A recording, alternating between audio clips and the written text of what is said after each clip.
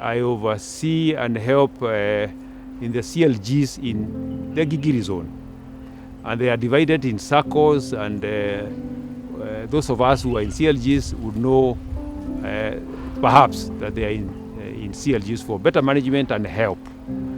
And there is growth, and especially for families again with kids. My children are the product of the efforts around CLG. If we were to look at the strategic priorities of the church, and there are a couple, I would want perhaps to look at one. Are people engaged as a family, growing, caring, and serving one another and together? That is key, and that is what CLGs do.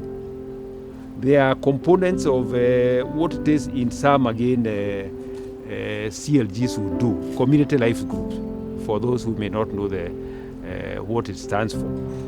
There will be affiliation connecting with God and people, because that is why we are community church. Affirmation celebrating.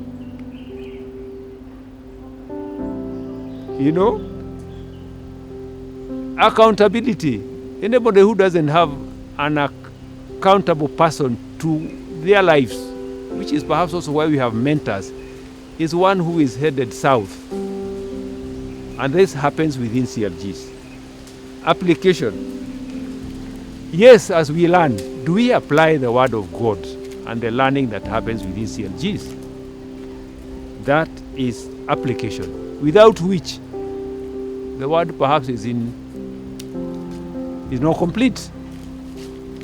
So my call for any of us who may not belong to any CLG, or a CLG for that matter, would you consider to sign up, and they will be appropriately placed by the church leadership.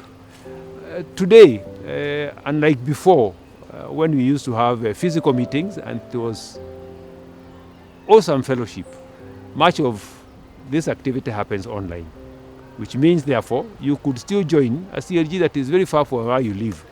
But importantly, it is nice that you join a community whose chemistry works right with you, and perhaps the geographical area also suits you well, because a few times you get to meet physically. So my call again, even as we celebrate our children, may they grow within the purview of CLGs, and that is where and how our church will be best rooted and the future safely in place.